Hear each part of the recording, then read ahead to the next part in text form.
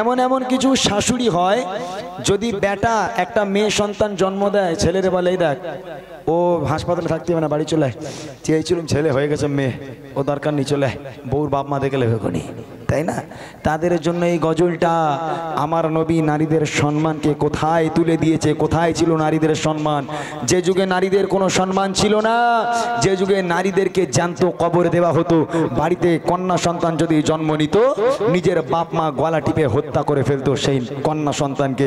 কারোর বাড়িতে কন্যা সন্তান জন্ম নিতে পারবে না, এরকম আইন ছিল।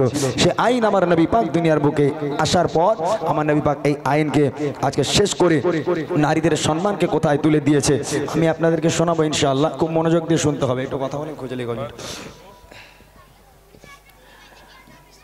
যাক মাশাআল্লাহ, প্রথম যা ভাবছিলাম হয়তো যে এখানে গজল হয়তো সেরকমভাবে বলতে পারবো না। একটা জিনিস কি জানেন, এই যে আমরা বাড়ি এসেছি কিন্তু আজকে প্রায় সকাল 9টা বেজে গেছে।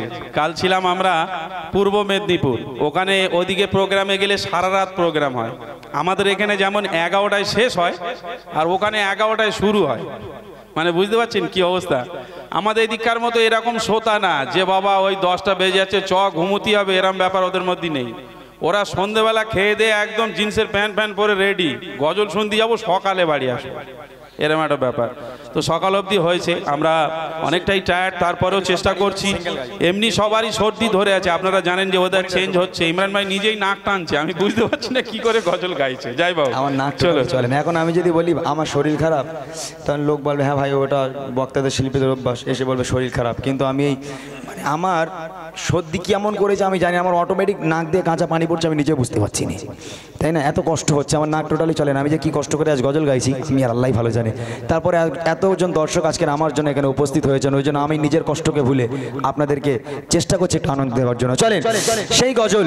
একজন সাহাবা রসুলের কাছে এলো, ইয়া রসুল্লাহ, একটু বাড়াতে হবে খুরশিদ সব, ইয়া রসুল্লাহ ইয়া হাবিবাল্লাহ, আমি দুনিয়ার বুকে একটা অনেক বড় পাপ করেছি, আমার এই পাপের কি কোনো ক্ষমা হবে? আল্লাহ রসুল বলছেন, আমার আল্লাহ হচ্ছেন দয়ালু দাতা, তুমি কত বড় পাপ করবে, 2 ফোঁটা চোখের পানি ফেলে আল্লাহর কাছে কাঁদো, আল্লাহ পাক তোমাকে মাফ করে দেবে। তখন সাহাবা বলছে, ইয়া রাসূলুল্লাহ ইয়া হাবিবাল্লাহ, আমি যে পাপটা করেছি এই পাপটা ক্ষমার যোগ্য না। কেন, কি পাপ করেছো?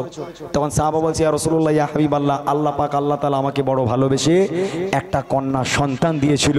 ইয়া রাসূলুল্লাহ, আমি আমার নিজের হাতে আমি আমার কন্যা সন্তানকে জিন্দা দাফন করেছি, জিন্দা কবরে দিয়েছি। ইয়া রাসূলুল্লাহ, আমার এই গুনার ক্ষমা কি পাবো? আমার নবী পাক সেদিন এত কান্না কেঁদেছিল, অঝর নয়নে কাঁদতে কাঁদতে আমার নবীর চেহারা মোবারকখানা, দাড়ি মোবারকখানা ভিজে, আমার নবীর সারা পিরহান মোবারকখানা ভিজে গেল। আমার নবী পাক এত কষ্ট পেয়েছিলেন সেদিন। এই গজলটা কেউ ওটাওটি না করে আমার মায়েদের উদ্দেশ্যে বলছি, এই গজলটা শুনে যত দরকার আপনারা চলে যাবেন, আমার কোনো আপত্তি নেই, তবে গজলের মাঝখানে কেউ ওটাওটি করবেন না, মন দিয়ে শুনে দেখেন নারীদের সম্মান কোথায় ছিল। আমি অনেক কষ্ট করে গাইছি, কষ্ট করে একটু শুনতে হবে।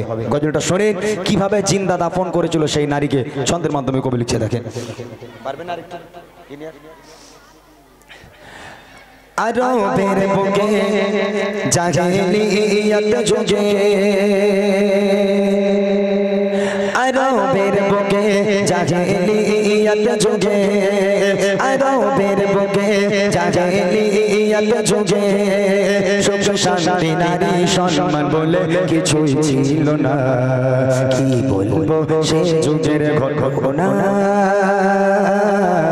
কি বলবো সে যুগের ঘটনা। আরবের বুকে জাহেলিয়ত যুগে, আরবের বুকে জাহেলিয়ত যুগে সুখ শান্তি নারী সম্মান বলে কিছুই ছিল না। কি বলবো সে যুগের ঘটনা, কি বলবো সে যুগের ঘটনা। এক মানবী নবীকে শোনা ডুবে আছে নবী আমি গুনাহ।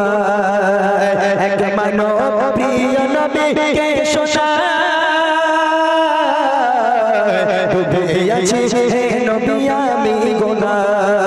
কি হবে আমার ভাই বলেন হে নবী আমায়, কি হবে আমার ভাই বলেন হে নবী আমায়, পাবো কি ক্ষমা আমি নাকি ভুলের ক্ষমা নাই খোদা দিল আমায় কন্যা শ্মশান দুনিয়ায় খোদা দিল আমায় কন্যা শ্মশান দুনিয়ায় নিজে হাতে করে দিলাম তারে মৃত্যু যন্ত্রণা কি বলবো সে যুগের ঘটনা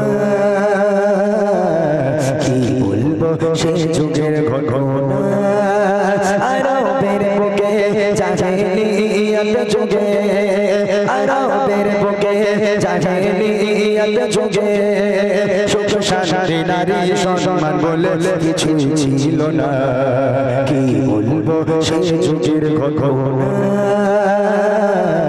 কি বলবো সে যুগের ঘটনা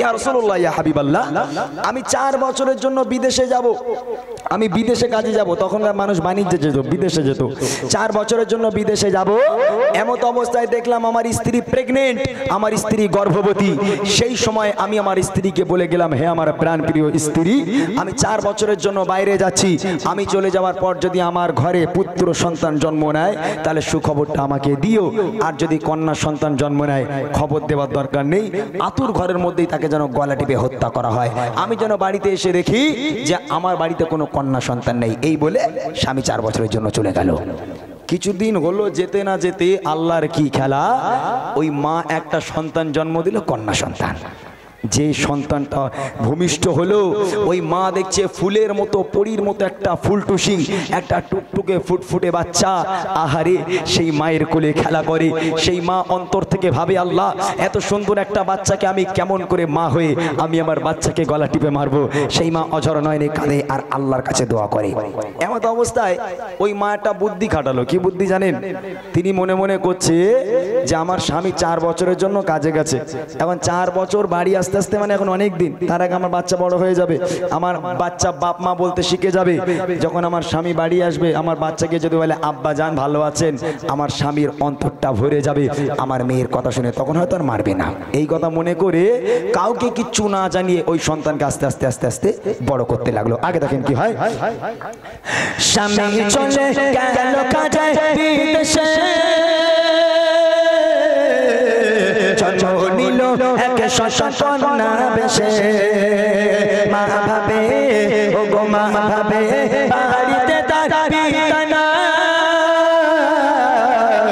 লালন পালন করব মায়া মমতা বাবাকে মানা জানিয়ে মেয়েকে বড় করে বাবাকে মানা জানিয়ে মেয়েকে বড় করে বাবাকে মানা জানিয়ে মেয়েকে বড় করে বেড়ে ওঠে কন্যা তখন 4 বছর পার করে খেলছে কচি শিশু হেসে খেলে আঙিনা খেলছে কচি শিশু হেসে খেলে আঙিনা মা ভয়ে মরে স্বামী এলে বাঁচিয়ে রাখবে না কি বলবো সে যুগের ঘটনা কি বলবো সে যুগের ঘটনা